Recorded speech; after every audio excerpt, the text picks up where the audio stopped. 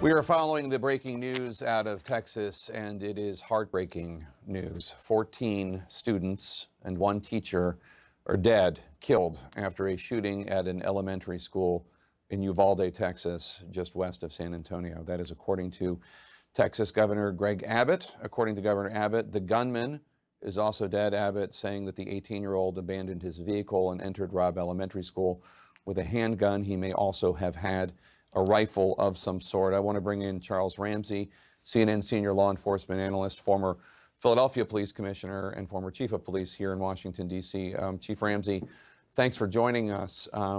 First of all, I know you're a dad. What's your reaction, not as a law enforcement official, but as a dad, when you hear stories like this?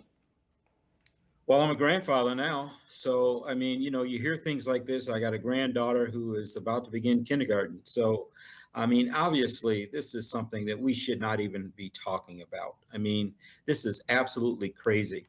And what's even crazier is the fact that nothing's going to be done about it. Absolutely nothing. I listened to the governor of Texas. That's the same governor that was very proud to sign legislation that he says is protecting the unborn. Well, what about the kids that are already here, Governor? What are you going to do to protect them? What about the 14 we lost today? What about the 20 we lost to Sandy Hook? I mean, when is this going to end? Instead of all this chest pounding about, they're passing this legislation, to protect the unborn, and we do nothing to protect the ones that are already here. At some point in time, we have to all just say, that's enough. It's enough. It's got to end. And it's not going to end because our dysfunctional Congress can't get anything done. People have to rise up and say, that's enough. Throw these people out of office that refuse to do anything and really take control and save our kids. Because this is what's happening every single day on the streets of our cities, not mass shootings, 1, 2, 3, 4 at a time. People are dropping as a result of gun violence. And so, if I sound frustrated, it's only because I am. Yeah, I mean, and that's a cogent point because it is true that while we cover mass shootings just because of the scale of the horror, we lose, hundreds of individuals every week to gun violence, mostly to suicide, but not exclusively to suicide. About a third of the gun violence of every week is homicide or accidental shootings. What, as a law enforcement official, do you think should be done about this? What can be done to keep firearms out of the hands of individuals who would use them for harming individuals and not for hunting or self-defense? Well, there's a couple of things. First of all, I'm not anti-Second Amendment, but I do believe there has to be some controls and some restrictions to at least minimize the opportunity for people that should not have guns to get a hold of guns. But then if people do use guns to commit crimes, we have to do something with them. It's not just the gun, it's the people who use guns to commit crime. And we've got a situation in our country now where we've got some prosecutors that don't even want to prosecute for illegal possession of a firearm. Or for putting people on an ankle bracelet that are, in jail charged with murder or aggravated assault or something like that. I mean, we've got to look at the entire system and get serious about this because it's not going to stop on its own. It's not going to stop as a result of thoughts and prayers and candlelight vigils. If we don't take control of this and if we don't do something as a country, then we're going to be having this conversation over and over again. It's just a question of when and where. That's all, just when and where. If you're just tuning in at the half hour here, 5:32, there has been another mass shooting in the United States, this one at an elementary school in Texas, in a town called Uvalde, just west of San Antonio. The governor of Texas announcing roughly an hour or so ago that the shooter, 18, is dead, and the shooter, before he was killed, and it appears that he was killed by law enforcement, killed 14 elementary school children and a teacher. Law enforcement right now trying to figure out what possible connection he had to the Robb Elementary School. Ed Lavandera is following this breaking and heartbreaking story for us live in Texas. Ed, tell us more.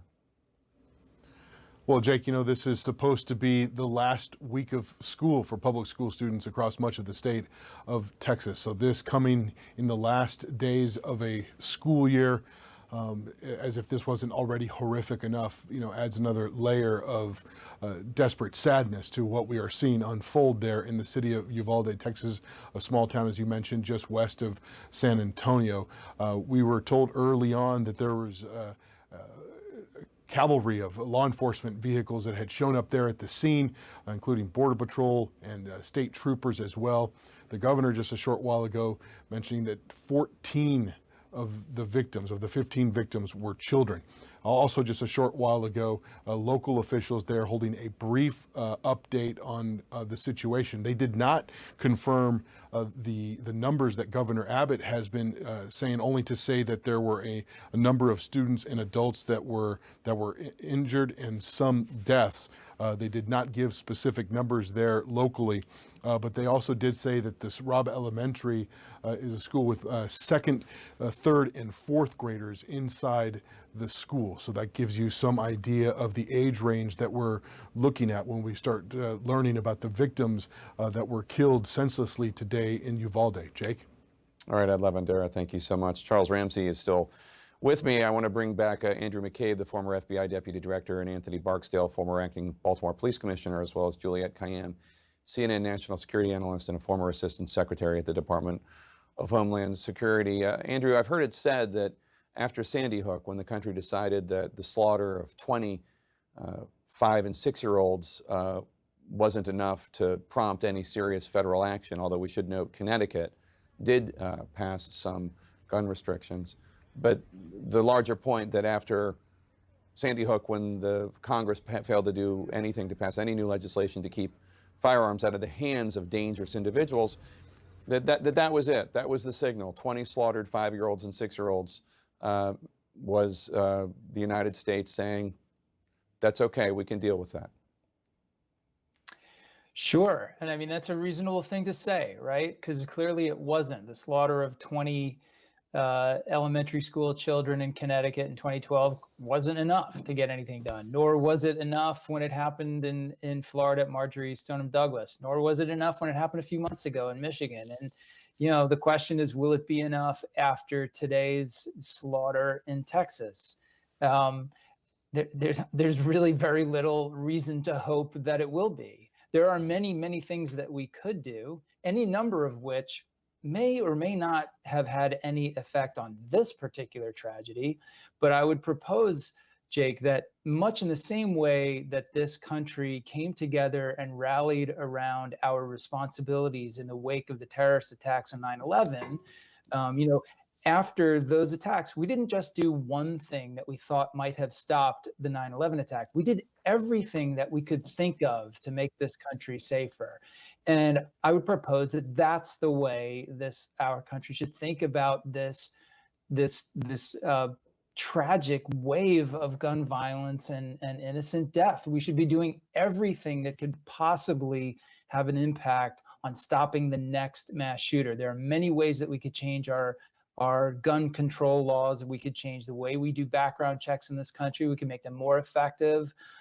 We could have better controls over the sale of guns, private sales, gun shows, all sorts of things that most people agree to. But it is next to impossible, maybe it is impossible, to get our elected representatives to actually act on any of that sentiment and desire across the population. So some of the new information trickling in right now, the police chief of the school district says that the belief is right now that this shooter, this 18-year-old who is now deceased, the belief is that he acted alone. Commissioner Barksdale, let me ask you, Governor Abbott, the governor of Texas, now says that it's being reported that the suspect shot his grandmother before he went to Robb Elementary and committed this horrific slaughter. What do you make of this as a law enforcement official? Well, numerous times before people set off on a spree, often there's a first victim. And unfortunately, it sounds like this was his grandmother. And that's, it's just tragic all the way around. But something that can be done at this point in time is to start really focusing on were there any signs that he was going to do this, and that's going to be part of the investigation. Was he one who had mental health issues or certain communications on the internet? So there's a lot of work to be done here, but it's going to have to be done methodically, and this is going to take a little time. But I don't know if I'm so quick to just shut down, hey, the person's alone. I don't know if we're I still feel it's a little immature at this point to make just clear statements about if an individual was alone or not. Yeah, no, sure. A lot of work to be done. Yeah, no, I mean, obviously, all of the information coming in right now is early information. That was the police superintendent, I believe, for the school district saying that that's the belief. But who knows if that is the fact as of now. We certainly do not know.